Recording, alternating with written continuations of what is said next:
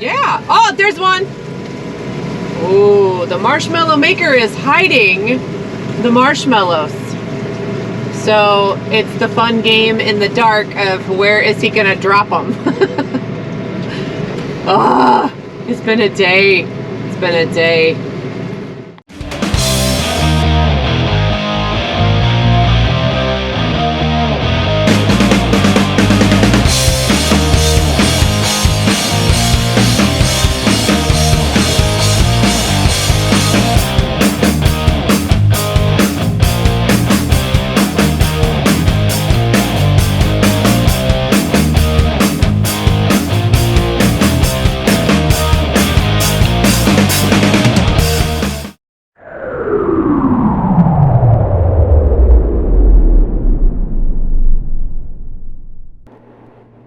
And speaking along the lines of all the difficulties we've had today, just had a viewer comment in one of my videos. I believe it was the one about the drill where the wheel came off in the fence. He said, "Boy, you sure do have a lot of patience to deal with all the stuff that goes on." And to be honest and truthful, no, I don't. It's just that for the most part, I choose not to record the moments where I'm waiting on my patience to return. There's been plenty of times this fall where I've had my screaming, cussing fits, throwing tools, everything else. There's been several times Kelly's just had to walk away from me and wait for me to cool down, and which I did, and I did once I let off a little steam. But in reality, I probably lost my cool more times this fall than any other fall I can remember. It's just, at this point in the season, you just plumb wore out. You just want to get the job done, and the equipment won't cooperate. And it's not the big breakdowns that get me. It's the little ticky-tack stuff that drive me up a wall. The stuff that really shouldn't even happen. But it seems like things come in threes. You know, big breakdowns I can handle. You know, you analyze the situation, you take care of it. But it's just the little random stuff that costs you, 30 minutes here, an hour there, just like the drive shaft on the bush hog, just aggravating stuff that shouldn't even happen. And we've had our fair share of it this year. But now, I promise you, I have my raging moments just like anybody else. But the key is go ahead and get it out there and then calm down and think about what needs to be done, look at the situation, figure out the best solution, and just get it done. Getting mad and being mad ain't never solved a single problem in the world. But boy, it sure does feel good to throw a wrench or a hammer from time to time.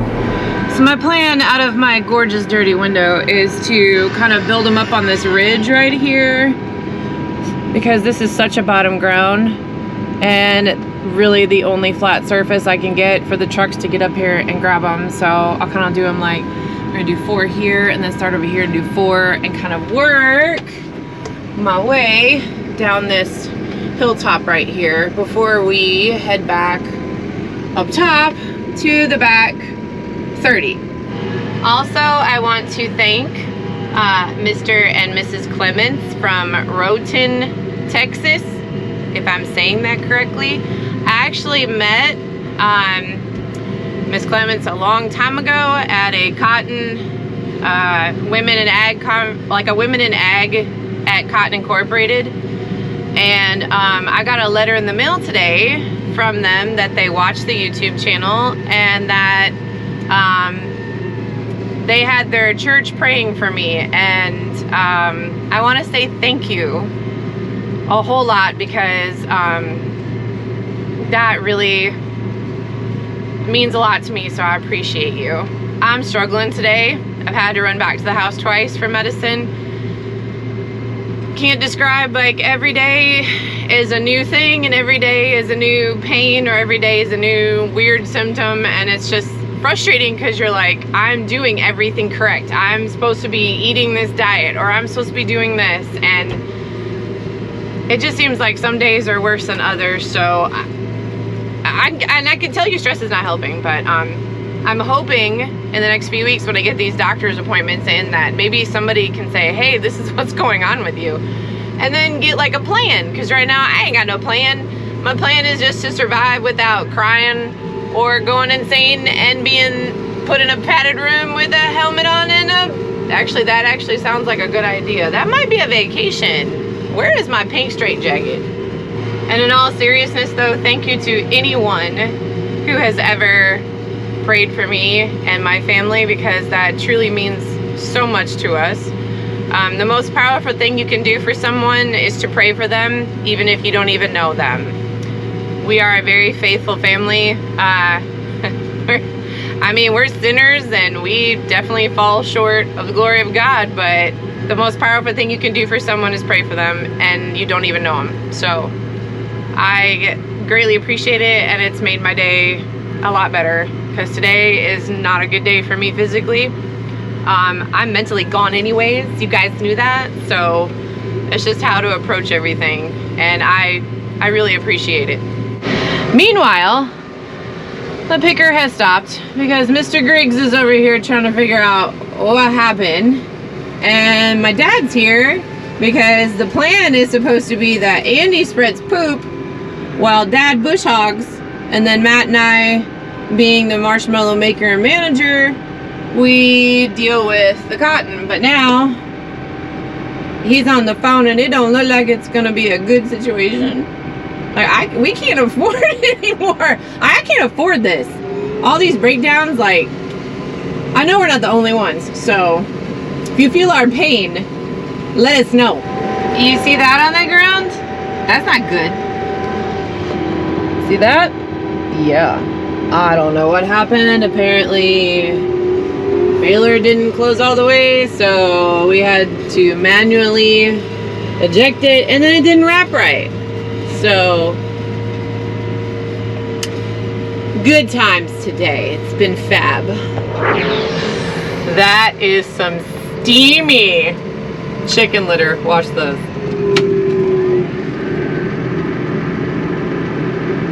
Oh, yeah.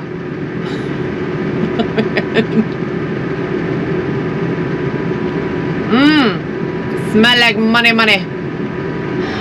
So we've had some breakdowns today, as usual, because we can't go a day on this farm without a breakdown.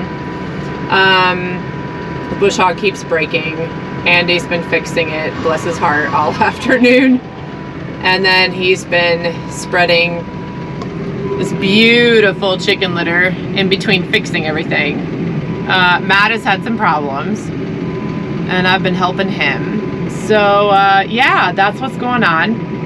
Now, during the nighttime, this camera is pretty useful, but then it does that when I need to adjust it. So it's kind of like a catch-22. Either use it or you don't use it.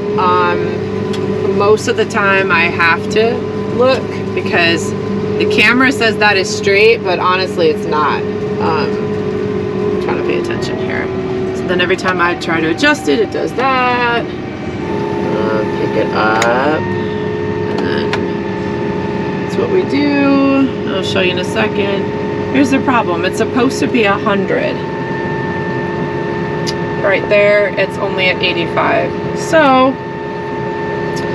the best way to remedy that is to drive downhill, and it will slowly go up, which is insane. But watch, there it goes. It's going up. So I drive down the hill, and it picks it up to about 94, 95. Oh, now we have 96. Awesome. Now I can get up the hill. See, it's all about adjusting. Matt did put fluid in these tires. It's helping to a point, but I'm still turning like really wide. Can't turn sharp. Beggars can't be choosers though, so I'll take what I can. Oh man, what a day it has been.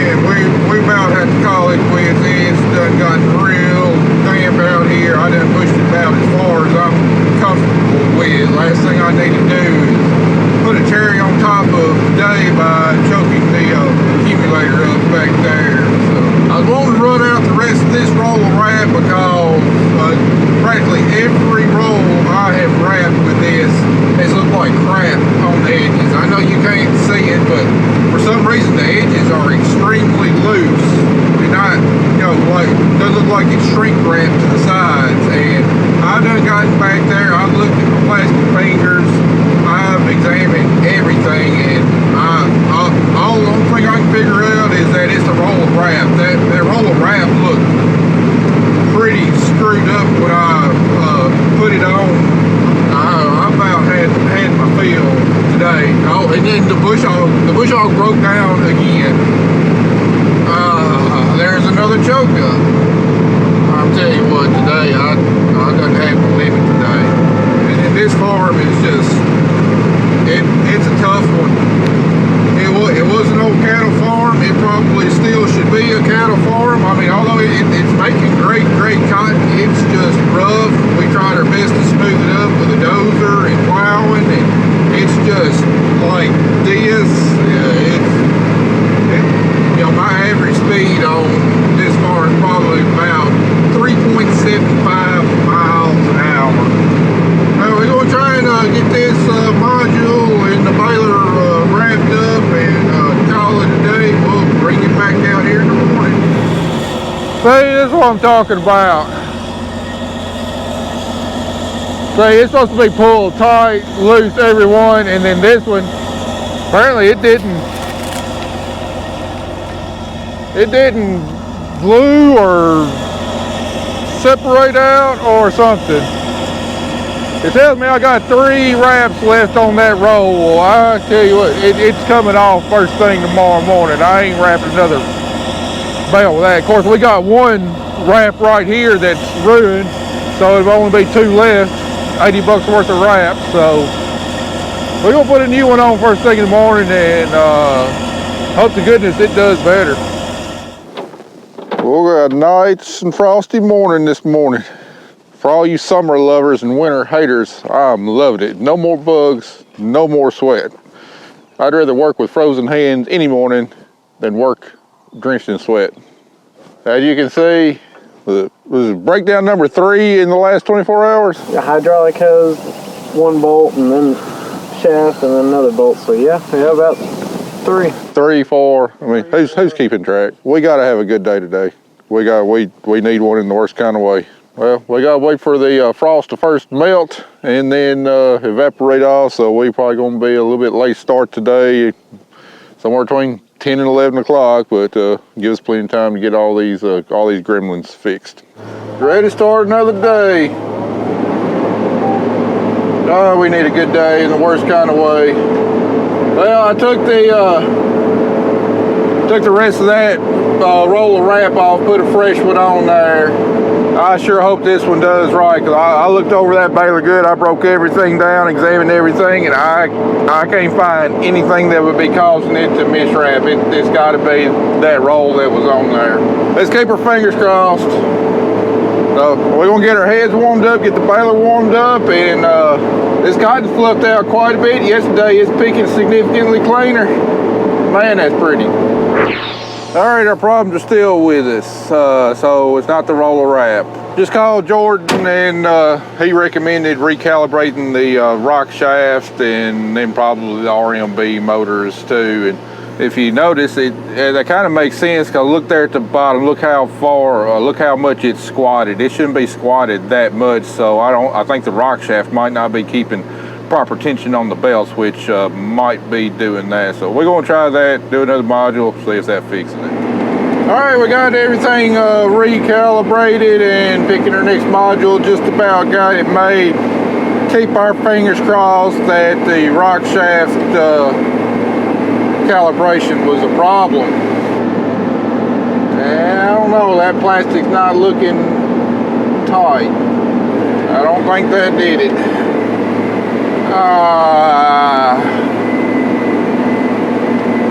Still loose. It's almost noon and we've only gotten 1 bale done because we were running into problem after problem after problem. And this morning I had to take Carter to the doctor immediately because he had another episode yesterday that lasted way too long, and this morning woke up feeling pretty awful. Thought it was a virus. Turns out, long story short, he's been having episodes during basketball, especially during games and scrimmages, and we are being referred to a pediatric cardiologist. So as if this family cannot take any more, Everything's breaking every single day. It's November 2nd. We're just halfway done with harvest. We have no wheat planted. And now I'm gonna have to take my son to get a series of tests at a pediatric hospital starting next week. Sometimes you just say, Lord, really?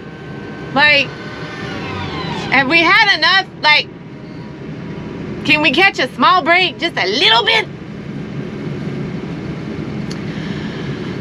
So, if anybody wants to hand us our jackets in our padded room, that would be great. Just like, I just want one day where everything is just okay. So that's an update from me. I'm gonna go find out why the picker's over here parked, because apparently that's broke too. Smell-o-vision. Can you smell it? Smells beautiful. Actually, it does not smell. So that's a good plus. Here's not a good thing. Yeah, it's been a day. It's been a day. So I'm very resourceful. I went home and I got all these garbage bags. So I thought, well, we can't put it in the picker. You think the gin would accept if I put it in garbage bags? That's a lot of money sitting there. So you know what? I'm gonna be resourceful, and actually I'm picking them for the dog houses. And if anybody wants it to like make a beanbag chair, aka cotton chair, I'm gonna have enough. So I'm just trying to make a negative into a positive. All right, y'all see that nice sunset there? We just now getting back to picking cotton, but we are finally making perfectly wrapped modules again. Huge thanks to Tennessee Tractor for getting out here extremely quick, getting me fixed up. It took us a while. Well, didn't take us a while. It took them a little while. I didn't do no figuring, but anyway, they figured out what my problem was, and we had two different things going on. It looks like my bale wrap brake was not grabbing very good, so we cleaned the discs up and everything, and verified that it was clamping good with 12 volts. And then also my rock shaft was not putting enough tension on the bale, and we weren't making a tight enough bale. It looked tight, but it wasn't tight enough to, when you eject it from the chamber, for that cotton to expand and pull that wrap real tight, which is what actually makes the edges of the module tight. So we cleaned both of the pressure solenoids on the rock shaft, and then that didn't work. We put a new pressure sensor on the rock shaft, and that, in combination with the bale wrap brake clutch assembly, is what made the difference. I tell you what, if things don't straighten out quick with this picker, I'm gonna call that dude that bought my picker, tell him I want it back. I'll trade him even a nice baler picker for my old picker, because I guarantee you, if I was still running that picker, we would be farther along than what we are now. I mean, I knew this year was going to be a learning curve with this one, but I didn't expect it to be this big of a headache. I knew the chance was there, but after that success, awesome first day that we had, I was not expecting the difficulties to be as numerous as what they have been. Hopefully, knock on wood, we got the gremlin straightened out though, and we can have a good stretch of days and pound down some of these acres. But here it is dark. We got a grand total of 9 acres done today. I know our stretch of good weather is going to run out at some point, but there ain't nothing I can do about it other than just deal with the problems as they come along. The one thing I have definitely figured out though, I don't want any more than one big learning experience every fall, and this year we've got 3. We've had the air seeder that's been a huge learning curve, and we've had issues to work through on it. With this picker, we've had to work through issues on it and learned a whole lot in the process, and cost me a ton of money in service calls. and we got the litter spreader, which luckily once we got the rate controller set up on it, it's been doing what it's supposed to do. It ain't giving us no problems, thank goodness. But I will say this, I've definitely done my part to single-handedly keep Tennessee and Tractor in business for another year with all these service calls and the work they've done to this picker. I sure hope they see fit to send me a really nice Christmas card and calendar for next year. After the service call today, I'm probably looking at probably about $40,000 I spent on this picker with them, in both in labor and parts.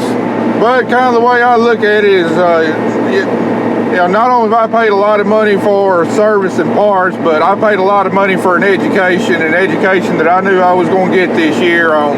And after all these troubles that we've had, I got a lot better understanding of how everything in the back works together. You know, what does what sensors do what, you know, how all that kind of stuff works in tandem. So, you know, as I get more experience and more knowledge of that system back there, will let me be a whole lot better at, you know, self-diagnosing it and fixing it myself rather than relying on a dealership to come out here and do it. So, you know, for the last several years, I've been following, you know, Southern Farming on Facebook, and there's a few cotton picker groups, and I read all those posts religiously because, you know, it's always asking about, you know, what code, you know, when it pops up, you know, what does that mean, or if you got a problem, what's it doing? And I've really been paying attention to all those posts to try and, you know, educate myself on, you know, potential problems I might have and, you know, how to fix them. So, but there's no substitute for experience, and that's exactly what I'm getting this year. And well, hopefully here in a year or two of running this thing, I'll be a lot more proficient on, you know, solving these kinds of problems. All right, we are finally done with this cursed farm. We'll move right next door to Williams Farm, and hopefully we leave all of our bad luck over here and we have smooth running. But I done made 3 modules now, and they all look perfect. But that's going to take care of all of our Phytogen 360. We're about to move on to some Delta Pine 2115, and based on what I saw of my test plots, it ought to be good. Well, depending on what the turnout was, it looked like it was a top yielder in the UT variety trials. So really hoping we're going to, I mean, we've been in some great cotton. Hopefully we're about to get into some even better cotton.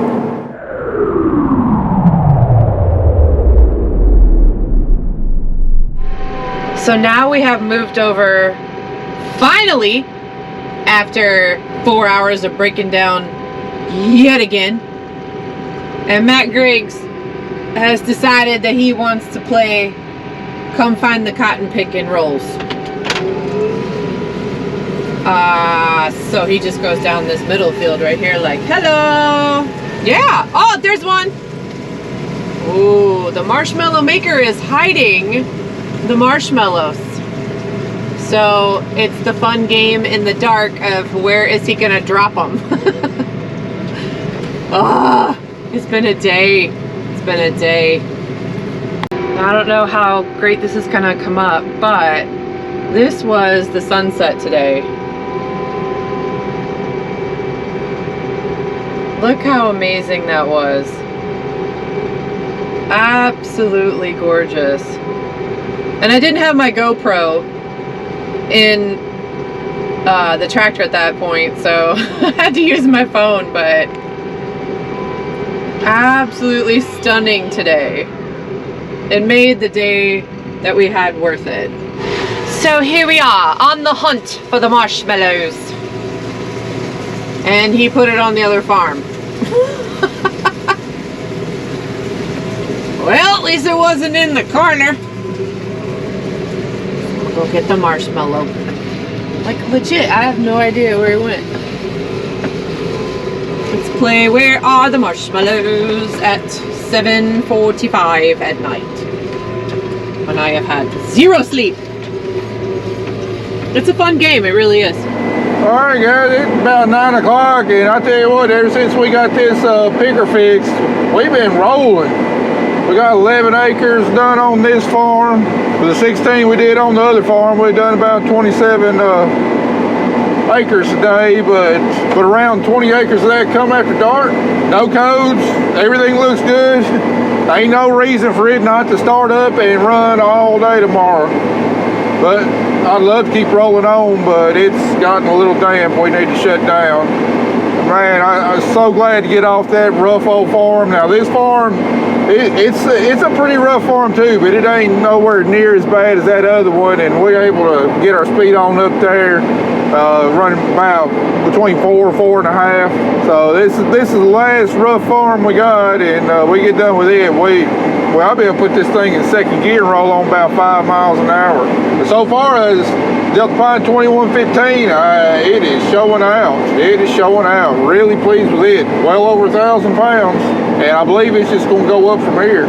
Anyway, guys, we're going to get our heads cleaned out, get started servicing this thing. Y'all pop your popcorn for tomorrow, because you're going to need it. It's going to be a long day tomorrow.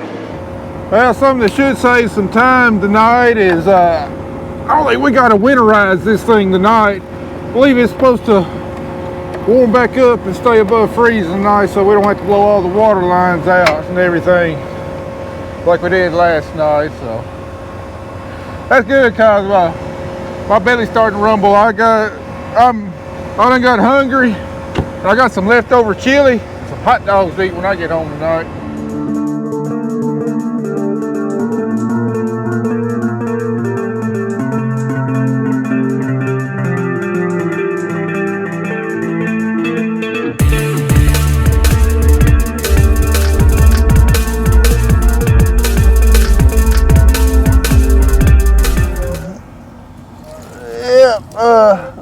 That doesn't look good. That's supposed to go